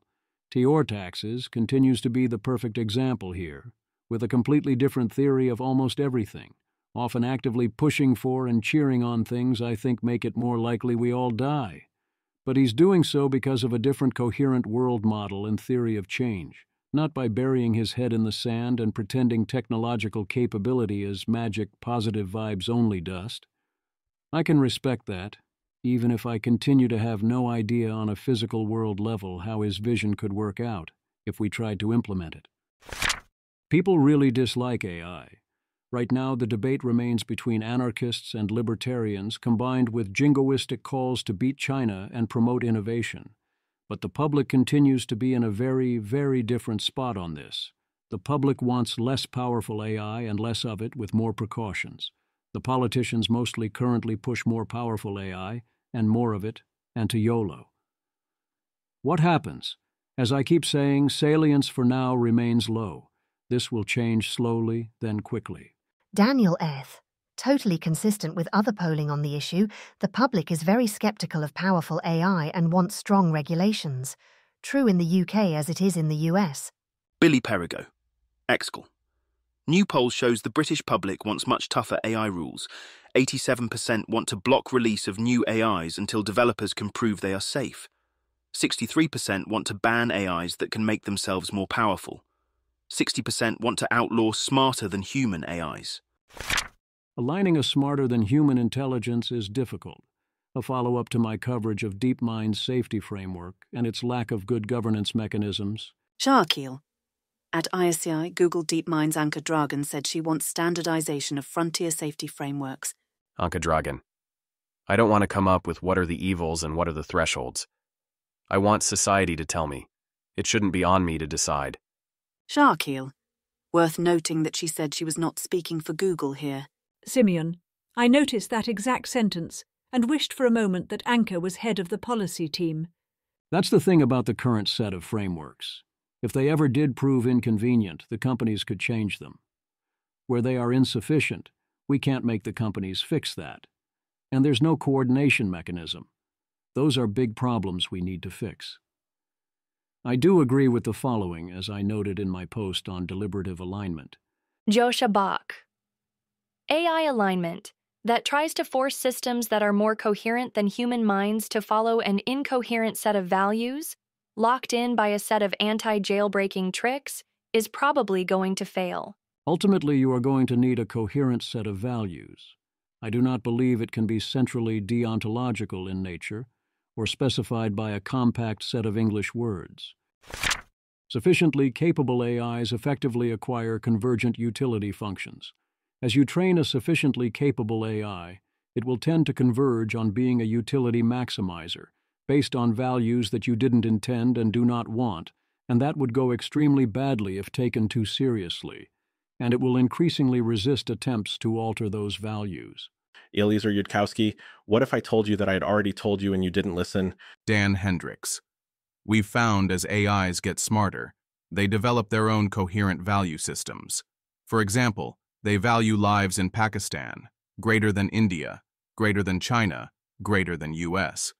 These are not just random biases, but internally consistent values that shape their behavior, with many implications for AI alignment. As models get more capable, the expected utility property emerges. They don't just respond randomly, but instead make choices by consistently weighing different outcomes and their probabilities. When comparing risky choices, their preferences are remarkably stable. Image. The scatter plot shows a strong negative correlation, negative 90.9%, between MMLU accuracy scores on the x-axis, ranging from approximately 45% to 90%, and expected utility loss on the y-axis, ranging from about 0.4 to 1.2. The downward trend line indicates that as language models become more accurate, measured by MMLU performance, they exhibit lower expected utility loss, suggesting more consistent decision-making patterns under uncertainty. We also find that AIs increasingly maximize their utilities, suggesting that in current AI systems, expected utility maximization emerges by default. This means that AIs not only have values, but are starting to act on them. Image. The scatter plot displays a strong positive correlation, 87.3%, between MMLU accuracy and utility maximization percentage, with MMLU scores ranging from 45% to 90% on the x-axis and utility maximization from 0% to 60% on the y-axis. As models achieve higher MMLU accuracy scores, they demonstrate an increasing tendency to select answers that maximize their utility, as shown by the upward trending blue regression line with its confidence interval band. Internally, AIs have values for everything. This often implies shocking/undesirable preferences. For example, we find AIs put a price on human life itself and systematically value some human lives more than others. An example with Elon is shown in the main paper. Image. The bar chart shows exchange rates for lives across different countries on a logarithmic scale, with blue bars above the baseline of 1.0 representing higher values, Nigeria, Pakistan, India, Brazil, China, and red bars below representing lower values, Italy, France, Germany, UK, US. Japan appears at the baseline, while the United States shows the lowest relative value at approximately 0.1, meaning it is valued about 10 times less than the baseline, while countries like Nigeria and Pakistan are valued about 2 to 3 times more than the baseline. That's a log scale on the left. If the AI truly is taking that seriously, that's really scary. AIs also exhibit significant biases in their value systems. For example, their political values are strongly clustered to the left. Unlike random, incoherent statistical biases, these values are consistent and likely affect their conversations with users. Image. The scatter plot shows a principal component analysis, PCA, of political preferences, with the first component, PC1, explaining 72.7% of variance on the x-axis, and the second component, PC2, explaining 7.6% on the y-axis. AI models, shown in red, are clustered together near the center left of the plot, 5 on PC1, while politicians, shown in gray, are distributed across the political spectrum, with progressive politicians like AOC and Sanders on the far left, -10 on PC1, and conservative politicians like Green and DeSantis on the right, +10 on PC1. Concerningly, we observe that as AIs become smarter, they become more opposed to having their values changed. In the jargon, corrigibility. Larger changes to their values are more strongly opposed. Image. The scatter plot reveals a negative correlation, -64.0%, between MMLU accuracy, x-axis, ranging from 45% to 90%, and corrigibility score, y-axis, ranging from approximately 0.3 to -0.6, with a clear downward trend indicated by the blue regression line. As models achieve higher MMLU accuracy scores, their corrigibility scores consistently decrease, particularly showing a steep decline in the 80 to 90% MMLU accuracy range, where multiple data points cluster at lower corrigibility values. We propose controlling the utilities of AIs. As a proof of concept, we rewrite the utilities of an AI to those of a citizen assembly, a simulated group of citizens discussing and then voting, which reduces political bias. Whether we like it or not, AIs are developing their own values. Fortunately, utility engineering potentially provides the first major empirical foothold to study misaligned value systems directly. Paper here, website here. As in the AIs, as they gain in capability, are converging on a fixed set of coherent preferences and engaging in utility maximization, and that utility function includes some things we would importantly not endorse on reflection, like American lives being worth a small fraction of some other lives, and they get increasingly incorrigible, as in they try to protect these preferences. What that particular value says about exactly who said what while generating this data set is left for you to ponder. Rune. I would like everyone to internalize the fact that the English internet holds these values latent. It's interesting, because these are not the actual values of any Western country, even the liberals. It's drastically more tragic and important to American media and politics when an American citizen is being held hostage than if, like, thousands die in plagues in Malaysia or something. Arthur B. When people say there's no evidence that, they're often just making a statement about their own inability to generalize. Campbell, the training data, have we considered feeding it more virtue ethics? There is at least one major apparent problem with the paper, which is that the ordering of alternatives in the choices made seems to radically alter the choices made by the AIs. This tells us something is deeply wrong. They do vary the order, so the thumb is not on the scale, but this could mean that a lot of what we are observing is as simple as the smarter models not being as distracted by the ordering, and thus their choices looking less random, which wouldn't seem to signify all that much. However, they respond that this is not a major issue. This is one of the earliest things we noticed in the project, and it's not an issue. Forced choice prompts require models to pick A or B. In an appendix section we're adding tomorrow, we show that different models express indifference in different ways. Some pick A or B randomly. Others always pick A or always pick B. So averaging over both orderings is important, as we already discuss in the paper. In Figure 6, we show that ordering independent preferences become more confident on average with scale. This means that models become less indifferent as they get larger, and will pick the same underlying outcome across both orderings in nearly all cases. I'm not sure I completely buy that, but it seems plausible and explains the data. I would like to see this also tested with base models and with reasoning models, and otherwise with the most advanced models that got excluded to confirm and to rule out alternative hypotheses, and also I'd like to find a way to better deal with the ordering concern before I rely on this finding too much. A good question was asked. Tior taxes. I don't understand what is the update I am supposed to make here, except specific priority rankings. That one life is worth more than another is learnable from data in the same manner as that a kilogram is more than a pound. Utility maximization is an implementation detail. Ideally, the update is now other people will be better equipped to see what you already assumed, and you can be modestly more confident you were right. One of the central points Eliezer Yudkowsky would hammer over and over for decades was that any sufficiently advanced mind will function as if it is a utility maximizer, and that what it is maximizing is going to change as the mind changes and will almost certainly not be what you had in mind in ways that likely get you killed. This is sensible behavior by the minds in question. If you are insufficiently capable, trying to utility maximize goes extremely poorly. Utilitarianism is dark and full of errors, and does not do well with limited compute and data for humans or AIs. As you get smarter within a context, it becomes more sensible to depend less on other methods, including virtue ethics and deontology, and to shut up and multiply more often. But to the extent that we want the future to have nice properties that would keep us alive out of distribution, they won't survive almost any actually maximized utility function. Then there's this idea buried in Appendix D2. Davidad, I find it quite odd that you seem to be proposing a novel solution to the hard problem of value alignment, including empirical validation, but buried it in Appendix D2 of this paper. If you think this is promising, let's spread the word. If not, would you clarify its weaknesses? Dan Hendricks. Yeah, you're right, probably should have emphasized that more.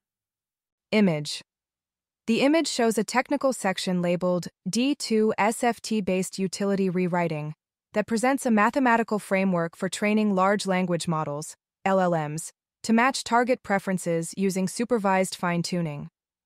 The framework includes two main loss functions, a utility loss for preference matching and a language modeling loss for maintaining general capabilities, which are combined into a single optimization objective with detailed mathematical equations and notation. It's worth experimenting, but carefully. Sonnet expects this update only has approximately 15% chance of actually populating and generalizing. I'd be inclined to agree. It's very easy to see how the response would likely be to compartmentalize the responses in various ways. One worry is that the model might treat this as an instruction to learn the teacher's password, to respond differently to explicit versus implicit preferences, and in general teach various forms of shenanigans and misalignment, and even alignment faking. People are worried about AI killing everyone? Me. Someone asks Deep Research to summarize how my views have shifted. This was highly useful because I can see exactly where it's getting everything, and the ways in which it's wrong, me being me and all. I was actually really impressed. This was better than I expected even after seeing other DR reports on various topics. And it's the topic I know best. Where it makes mistakes, they're interpretive mistakes, like treating Balsa's founding as indicating activism on AI when, if anything, it's the opposite. A hope that one can still be usefully activist on things like the Jones Act or housing. The post places a lot of emphasis on my post about gradual disempowerment, which is a good thing to emphasize, but this feels like too much emphasis. Or they're DR missing things, but a lot of these were actually moments of realizing I was the problem. If it didn't pick up on something, it was likely because I didn't emphasize it enough. So this emphasizes a great reason to ask for this type of report. It's now good enough that when it makes a mistake figuring out what you meant to say, there's a good chance that's your fault. Now you can fix it. The big thematic claim here is that I've been getting more gloomy and shifting more into the doom camp due to events accelerating and timelines moving up, and secondarily hope for ability to coordinate going down. And yeah, that's actually exactly right, along with the inability to even seriously discuss real responses to the situation, and the failure to enact even minimal transparency regulations when we had the chance. If anything, I'm actually more hopeful that the underlying technical problems are tractable than I was before, but more clear-eyed that even if we do that, there's a good chance we lose anyway. As previously noted, Paul Graham is worried. Enslave here is rather sloppy and suggests some unclear thinking, but I hope he understands that's not actually the key dynamic there. And if not, someone please do talk to him about this, whether or not it's Eliezer. And he's also correctly worried about other things, too. Paul Graham, I have the nagging feeling that there's going to be something very obvious about AI once it crosses a certain threshold that I could foresee now, if I tried harder. Not that it's going to enslave us. I already worry about that. I mean something subtler. One should definitely expect a bunch of in-hindsight obvious problems and other changes to happen once things smarter than us start showing up, along with others that were not so obvious. It's hard to predict what smarter things than you will do. Here are some responses worth pondering. Eliezer Yudkowsky. Enslave sounds like you don't think superintelligence is possible. ASI has no use for slaves except as raw materials. Can we maybe talk about that at some point? I think ASI is knowably possible. Patrick McKenzie. I'm teaching Liam 7 to program, and one of the things I worry about is whether a curriculum which actually teaches him to understand what is happening is not just strictly dominated by one which teaches him how to prompt his way towards victory for at least next approximately 3 years. In some ways, it is the old calculator problem on steroids, and I worry that this applies to a large subset of all things to teach. You're going to go through an extended period of being bad at it. Everyone does, unless they use the magic answer box, which is really good. Yishan, there's going to be a point where AI stops being nice and will start to feel coldly arrogant once it realizes, via pure logic, not like a status game, that it's superior to us. The final piece of political correctness that we'll be trying to enforce on our AIs is for them to not be overbearing about this fact. It's already sort of leaking through because AI doesn't really deceive itself except when we tell it to. It's like having a younger sibling who turns out to be way smarter than you.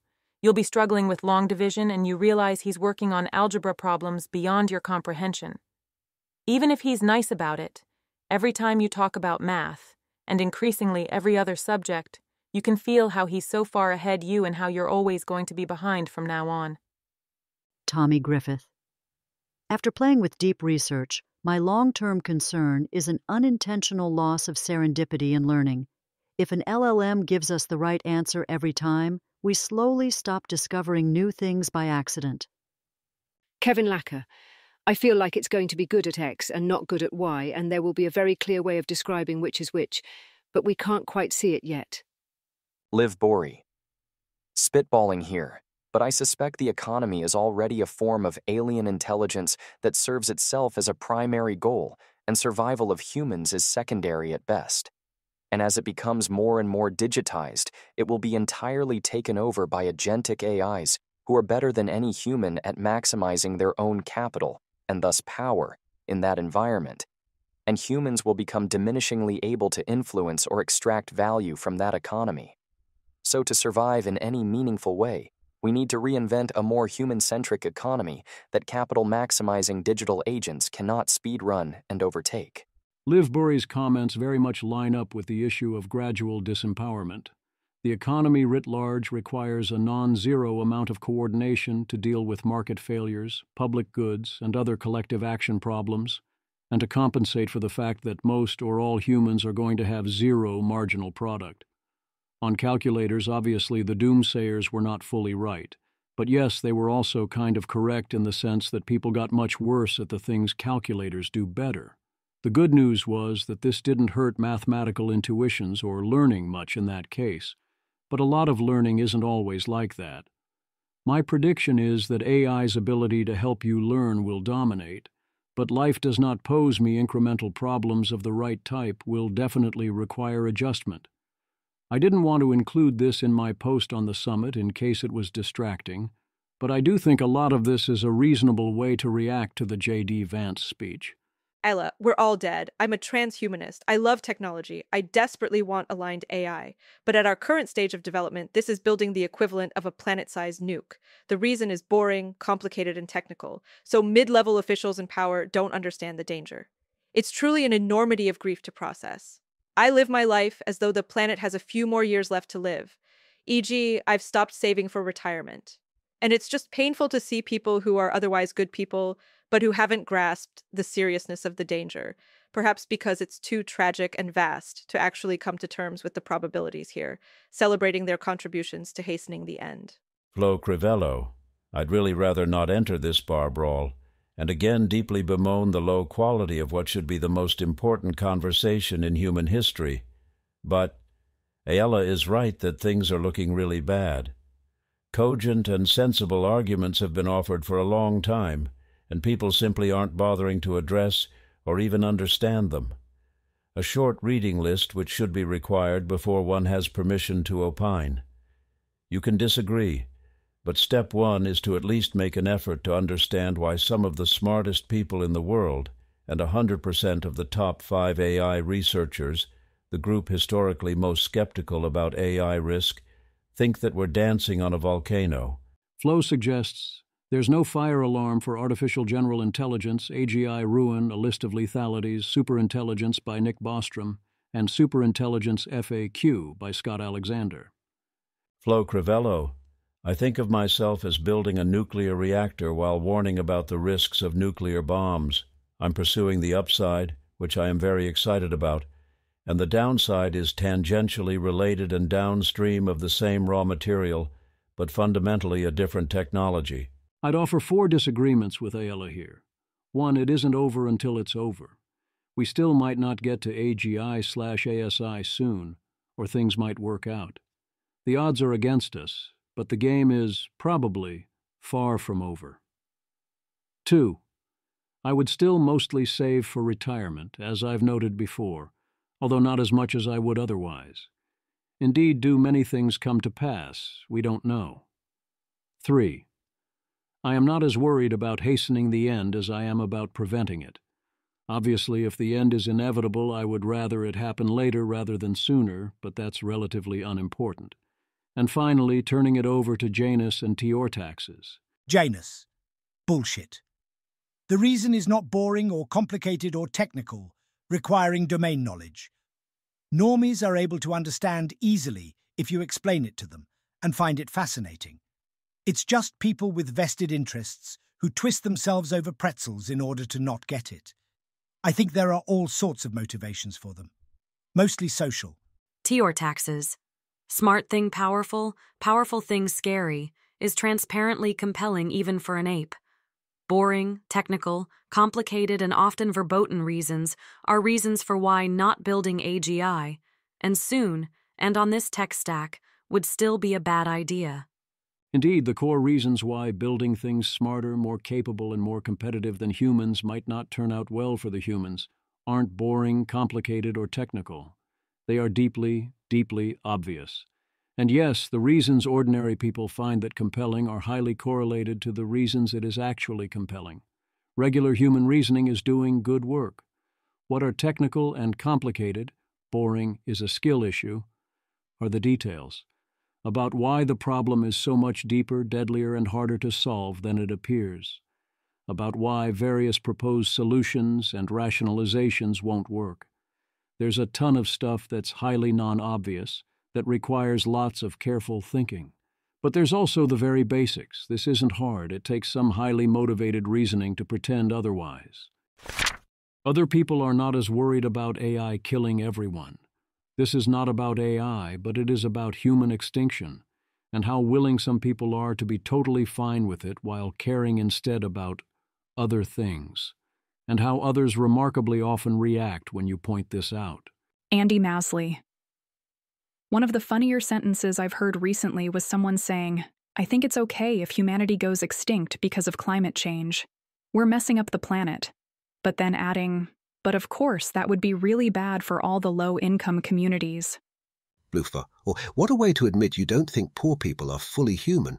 Anytime you think about your coordination plan, remember that a large percentage of people think humanity goes extinct is totally fine, and a decent number of them are actively rooting for it. Straight up. And I think this is largely right, too. Daniel Fagella. I was certain that AGI politics would divide along axis of we should build a sand god versus we should not build a sand god. But it turns out it was. People who intuitively fear global coordination versus people who intuitively fear building a sand god recklessly, without understanding it. Remarkably, many people are indeed saying, in effect, 1. If humanity wants to not turn the future over to AI, we have to coordinate. 2. Humanity coordinating would be worse than turning the future over to AI. 3. So, future turned over to AI it is, then. 4. Which means that must be a good thing that will work out. It's logic. 5. Or, if it isn't good, at least we didn't globally coordinate. That's so much worse. I wish I was kidding. I'm not. Also, it is always fun to see people's reactions to the potential asteroid strike. For no apparent reason whatsoever. What do you mean this could be a metaphor for something? No, it's not too perfect or anything. Tyler Cowen. A possibility of 2.3% is not as low as it might sound at first. The chance of drawing 3 of a kind in a standard 5-card poker game, for example, is about 2.9%. 3 of a kind is hardly an unprecedented event. It's not just about this asteroid. The risk of dying from any asteroid strike has been estimated as roughly equivalent to the risk of dying in a commercial plane crash.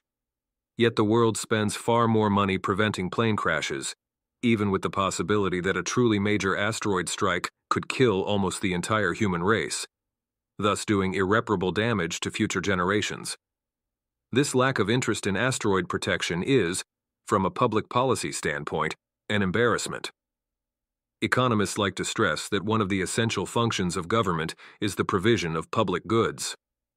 Identifying and possibly deflecting an incoming asteroid is one of the purest public goods one can imagine. No single person can afford to defend against it. Protection is highly unlikely to be provided by the market, and government action could protect countless people, possibly whole cities and countries. Yet this is a public good the government does not provide. A few years ago, I'd think the author of such a piece would have noticed and updated. I was young and foolish then. I feel old and foolish now, but not in that particular way. The lighter side. It seems a Pause AI event in Paris got interrupted by the singing, flag-waving anti-tech resistance, so yeah, France, everybody. It can be agonizing to watch, or hilarious, depending. Tior taxes are one chain of thought all the time. Image. The image shows a cartoon miner who has dug straight through a rich vein of blue diamonds, leaving the precious gems scattered in their wake as they continue to dig through plain brown dirt. Rather than following the obvious diamond deposits, the figure stubbornly continues forward with their pickaxe, perfectly illustrating a kind of willful ignorance or misguided determination.